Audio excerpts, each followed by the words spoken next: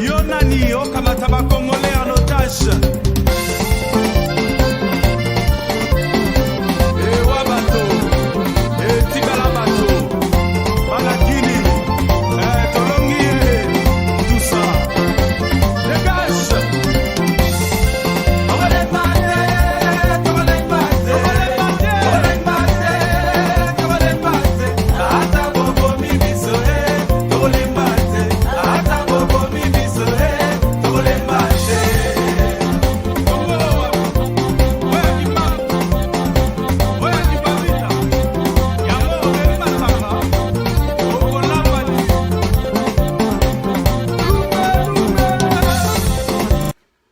Tata, maman, bandeko, bana ya Congo, mbote na bilo banso. Na eli susu lelo comme d'habitude, pour to solola, na makambo koleka na Congo, pamba te makambo ya Congo, to lobi, mais to komi na ngonga oyo, il faut malobeza la moke, misala neza la ebele. Ebe lelo yo, nakobanda, entretien na ngai na bino, na moi raisonnement moke. Ce raisonnement wana na tiré yango na document oyo. Document oyo ezali intitulé Guerre du coltan en RDC. L'affrontement Est-Ouest par Kabila et Tshisekedi interposé. Motakomi mokanda oyo oto asali analyse oyo ezali monsieur Honoré Ngwanda Nzamboko Atumba. Bien sûr, avant Liwana Ye, à Saliango, le 11 avril 2019. Et ça, document qu'on a recommandé, Bino Ban, Soboke Nokotanga, et Zali Bongo, dans les réseaux sociaux, sur la page Nabi Sobate Apareko, Bokomona Yango, sur le côté site Apareko, et Zali, n'a recommandé Bino Botanga document Oyo. N'a Rotanga Nyo, surtout parce que Tango ya Moke, n'a Rotanga Kaka, introduction, vraiment une partie. Alors, bon, madame, monsieur Honoré Zolobaboye, en juin 1983 à Jérusalem, lors d'un entretien avec le Premier ministre d'Israël, Yitzhak Shamir, dans son cabinet, en pleine discussion, ce fin diplomate au regard de félin m'a longuement fixé et après m'avoir attentivement écouté, il m'a lâché ces mots.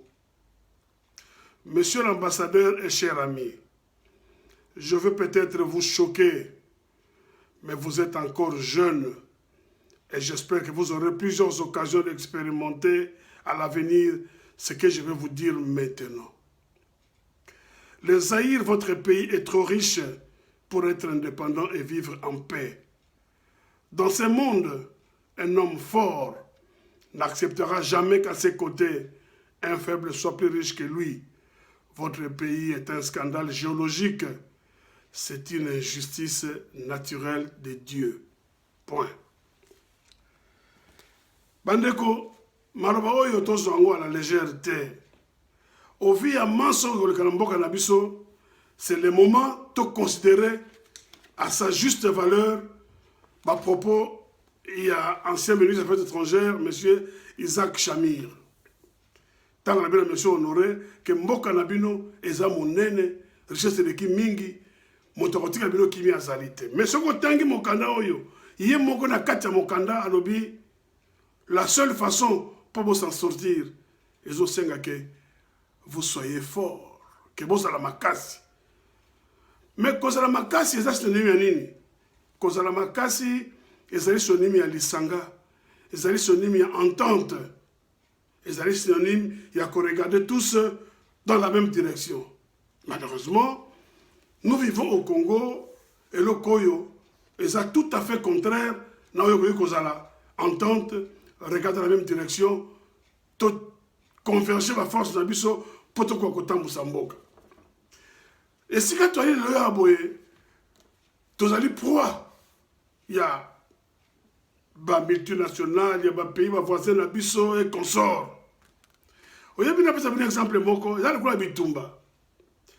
Tant que tu es qui plus jeune, maintenant je crois que ça arrive encore, bon, biso, désormais tu restes dans la Camboa, tu as comme on a 5-6 personnes, bah, bimi autour na yo, bah, lingi ba beta yo.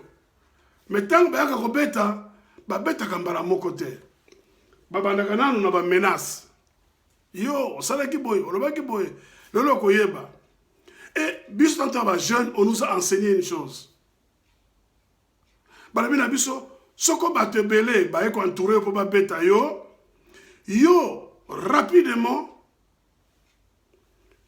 tala katia bato banso wana, mais ko identifier les plus forts, les commandants du groupe. Ce qu'on identifié les physiquement plus forts et les commandants du groupe. Parce que généralement, les commandants du groupe, c'est les plus forts physiquement.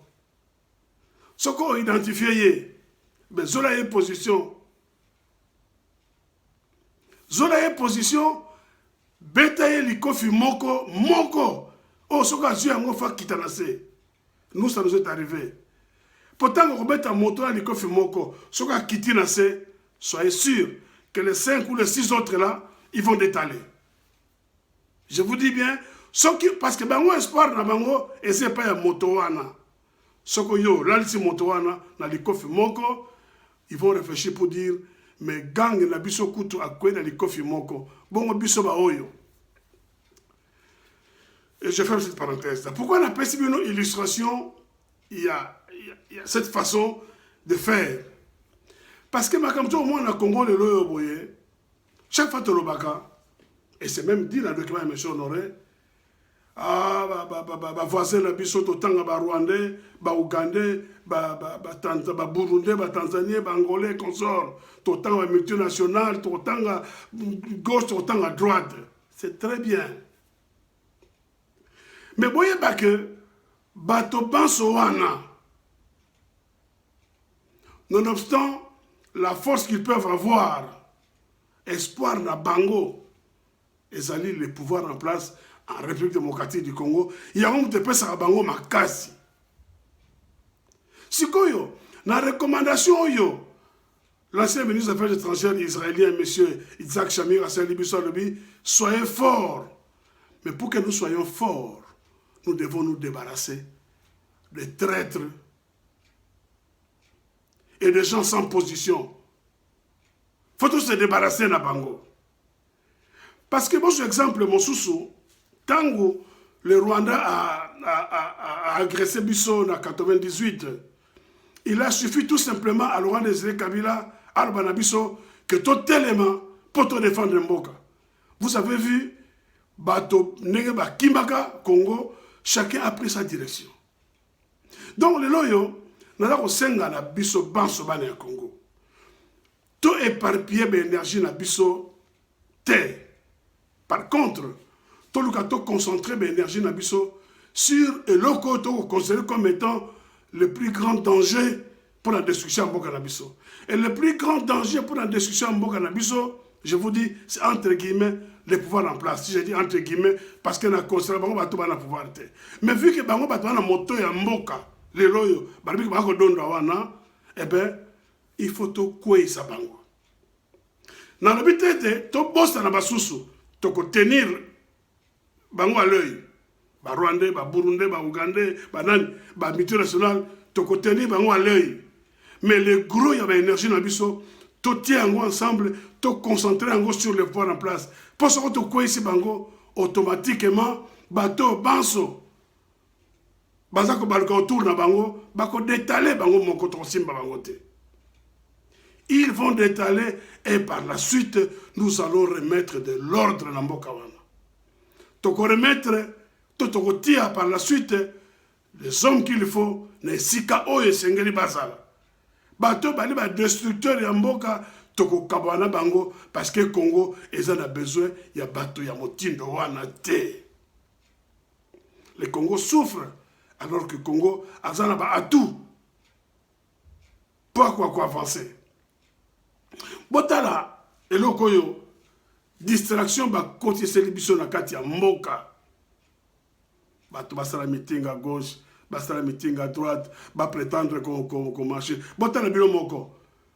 Balabaki na bino, ba mikolo to leka que la muka ko sala marche yango esukaka wapi marche yango ya la muka salaka esukaka esika nini et qu'est-ce que ça a apporté ba ke ko sala ça des meeting na place Sainte Thérèse l'Angili. Qu'est-ce qu'ils vous ont dit d'important? Bandeko nangai bana Congo. Nazo sabine loko moko, mais je vous dis, prenez le temps, il y a Kotanga et du Patriote parce que article va les autres avec beaucoup de détails pour vous dire que pendant que Bazako la bino ba meeting la place Sainte-Thérèse, pendant que Bazako la bino ba marche et ba manifestation, pendant que Bazako ça ba accord pour reporter marche avec le pouvoir, il y a avec le gouvernement de la ville de Kinshasa qui n'est pas un fait du hasard, tout est bien organisé, tout est bien concocté. Eh bien, nazo yebi sabino que Batu Alamuka bakene ko la réunion, c'était le 8 octobre. La réunion a duré 3h30, donc de 14h à 17h20. Bazo Yokalanini, Bazo se mettent d'accord pour un glissement. Monsieur Martin Fayulu a d'accord que l'élection en 2023, Chilombo va glisser, mais qu'il y a un quota dans la danse. Naïbi que beaucoup ima, vérité tika la vérité. Martin Fayulu a pessi feu vert que dans 2023 élections à la tête, il y a un besoin de tirer les choses en longueur. Et là, on a une commission nationale électorale, comme ça président, tout le monde est tranquille. Quand même budget et réalité. Bon, élection parce que si on déjà en 2023 élections à la tête, le gouvernement de transition, ça dit que Félix a glissé, Hippolyte Kalamba a glissé, bongo. Entre-temps, Martin Fayulu a quota a achevé la fonction pour Yépe à se faire une place au soleil. Dans tout ça, qui est le dindon de la farce? Encore une fois, c'est le peuple. Il y a tout le peuple. Est-ce que Tolingito continue qu'on sera le dindon de la farce? Toko Kenda Boyeti Wapi. Il y a un cinq nabino par rapport à l'article sur comment il y a un quota mingi dans l'état été. Botanga yango na www.apareco.fr. Bon le temps article wana. Je dis bien www.apareco.fr. Botanga article wana boko comprendre bana Congo makambo nini oyo eza kosalema na CC. Oyebi ba betra biso tangwa. Car le peuple d'abord, le peuple d'abord. Vous avez sens, il y a le peuple d'abord. Paradigme, vous avez sens de Yango. Sens de Yango réel, les alliés. Nous allons d'abord ruiner le peuple avant de nous attaquer aux autres. Nous allons d'abord ruiner le peuple. Donc aussi, ça va nous peuple. Moi, mon cœur, il y a Yango, pour y avoir yuma, il y a faible. Sokoto, si moi, dans mon peuple, alors nous allons nous occuper des autres. Yango wana buyoki bayeli bino eloko lokola rame akobenda bino bambongo. C'est par rapport à la philosophie, le peuple d'abord, tokokende dans le peuple. Ramo ezali koyebana te soko taxe soko impôt et koyebana te mais mbongo bako ponctionner peuple. Bomoni moto la marque Jean-Marc Kabound abimi alobi non makambo ya Ramo wana le ministre de Pétentique n'y est pour rien. Ramo est allé gérer la présidence. Pas une attention à la présidence parce qu'il y a que bon ça là et le côté évidemment au Congo. Vous allez vous en prendre au ministre facilement parce que vous estimez que c'est la proie facile. Azong Sibino n'est pas un moto, vous estimez que c'est les gourous. Chilom, Balobi, Ramo a géré la présidence. C'est que vous la présidence pour nous senga, pas que vous comme Magunate. Bana Congo. Au même moment, je dis bien, au même moment, Badakor Banabino que Ram est géré par la présidence détournement et autre salema, la DGI. National Sabino sens yamo le peuple d'abord.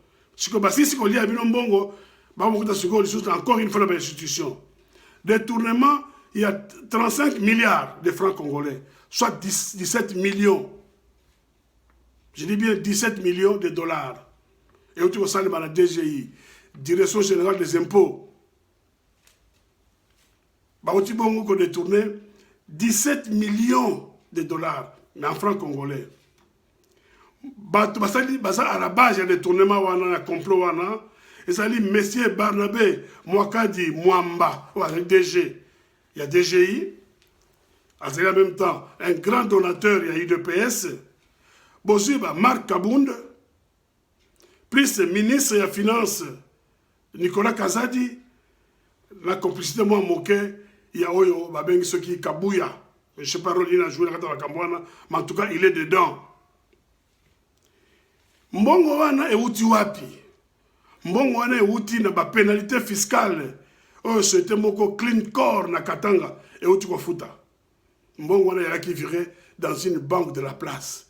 Na moment to koloba, la banque centrale, alga ko son mbongo wana pas comptabiliser yango. Bake okuta que sur instruction du ministre des Finances Nicolas Kazadi, cet argent a déjà été ponctionné. Au bénéfice, il y a ba on auto tangela bino. Donc, mboka eza ko vivre na ba détournement, bana mboka, botala bino moko, ba yeli bino moto moko mikolo yo, neti azo ya ko remettre de l'ordre dans la boutique. Ba bengi Alingeti, inspecteur général des finances. Na likama détournement oyo, boyoki mongongo na ye. Likama détournement oyo, na tuni bino, est-ce que boyoki mongongo ya Alingeti? Pourquoi? Parce que le président de la République est impliqué dans les Cambouana et il y a un protecteur du président de la République. Ce qui s'agit d'un simple citoyen, un simple ministre ou un simple PDG, il monte au créneau tout de suite, il y a une équipe. Maintenant, il s'agit de l'implication directe aussi des chefs de l'État. Est-ce que tu veux qu'il m'ont dit? Alors, nous allons continuer. Il y a kubetaka maboko ya ko applaudisaka ya ko encourageaka to ya kolobelaka bolamu ya bato ti wapi. Ce pays, le Congo, nous appartient. Toi les loko mosusu te en commun à part Congo wana.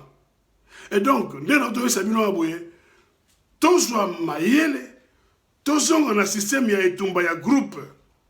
Ndeno to tout à l'heure. Ce qu'on va attaquer 5-6 personnes, Luka Moto ma casse pour le Kabango. Parce que ce qu'on va mettre les coffres, obeta la cima. Nous tu m'as laissé belon au cœur nassé.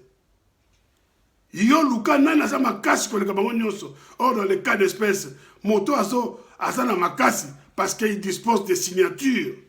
C'est le président de la République. Félix Antoine Tshilombo. Eh bien, par rapport à Yango, la seule et unique façon de quoi ça y est Zali Bongo soulèvement populaire. Totel babiso bans. Batika ko la bino makamba koloba. Ah manifestation le loyo toko marché tira pas du peuple et quel est fait. N'absibino la meilleure façon il y a qu'on mettre en débandade pouvoir en place chacun de nous manifeste là où il est. Bana lemba ba yindi si la lemba, bana matete ba yindi si la matete, bana kitambo ba yindi si la kitambo, bana barumbu na barumbu. Eh bien, combien de policiers, combien de militaires basana yango pour maîtriser les 24 communes à Kinshasa, bana maluku ba yindi si la maluku. Et opération yango ezala komo na monini toyebi ndako moto nyonso yo azali kosa na pouvoir wana eh bien toko anéantir ye. Et le Congo, Kinshasa n'étant pas le Congo, la même chose que ça, les manaba Matadi, na Boma, na Bachela, na Mazangungu, na Kikwiti, na Kenge, na Burungu, na Bukangalonzo, et que ça, les manaba na Malembankulu, na Kolwezi, eh bien, na Congo Mobimba. Parce que le Congolais, tu as dit na Kinshasa, tu as dit na Congo Mobimba. Tout ça là, Yango, parce que je vous dis, au moment où tu reçois Nabino, le pouvoir en place est très affaibli. Ma casse n'a bisonné. potentiel na pouvoir wana. C'est un pouvoir très affaibli. Eh bien, makasi na biso potentiel na bango. Soko to tie molende, eh bien, tant que nous d'ici to fêter bonne année, to koza na pouvoir mosusu sur la place. Oye koya réellement ko sala mosala pour na bana ya Congo et non pour na ba intérêt na bango moko personnel. Na ebisi bino. Le peuple d'abord. Résultat nini et pessibiso le peuple d'abord. Résultat nini. Qu'on ruiner le peuple. Ruiner le peuple. Ce que le peuple a commis vraiment à plat, à l'esukoyo, comme qu'on soit, bon, il y a impôt et régulation, et outil, un clean corps, la katanga guna, allez, au lieu que la banque du Zaïre, bon, on a société. Ce que vous avez tembe. Posez la question au gouvernement de la Banque centrale. Beaucoup de gens ont été en train de l'article aux autres comme et c'est quand même déjà d'ailleurs, bon, tant qu'il y a www.apareco.fr, bon, on a 4. Bande Konanga Congo, tout élément. Tango et Koki, parce que souffrance yo, Toko continue dans mon soutien, on n'en peut plus. On n'en peut plus. Tout élément. Et je vous recommande lecture. Il y a document Oyo, n'est-ce pas? Document, vous avez un titre dans Guerre du coltan en RD Congo. L'affrontement Est-Ouest par Kabila et Tshisekedi interposé. Document Oyo est édifié bino. Monsieur Honoré Ngwanda Nzambo Kouatumba a salé analyse wana le mois d'avril il y a 2019. Donc, pendant que nous avons au Congo, tout le monde est au Congo. Baza ko sala biso mabe liboso mise biso ko mona tozo konyo beta maboko mais na recep de la fa passer biso ba congolais to ba toza ba yanke mais bozo mona baninga na biso na ouest ma ko sala le loyo président ya Guinée azali wapi ya Mali ibeka azali wapi ba pays ya nord ko ba ko tuté kaka biso ba congolais et beli en kito to na yango. Et puis, il y a des jeunes qui sont dans le mboka. Na isabino, la fois passée, faites attention, baza ou quand les jeunes soit ils sont bakuruna. Na mon opération de badir sous. Baza bakuruna té comme tel.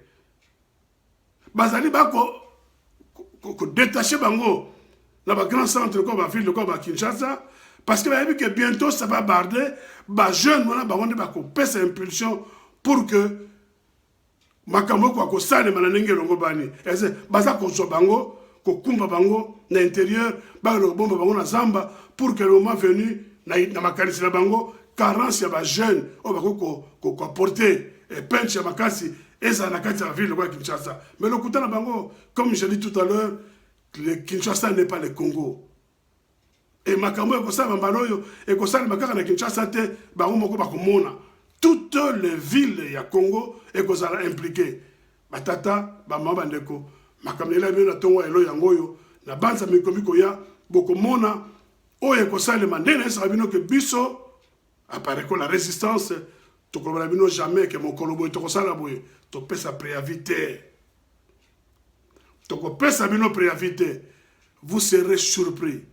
parce que comme disait un ancien politicien ce jour-là nous allons surgir batata ba maman bandeko na pesi bino matondo mingi tukutani mbalasima pour d'autres informations.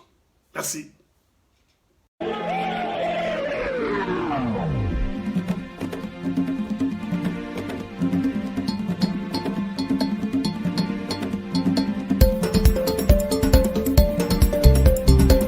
Yo nani yo kamata ba Congolais en otage.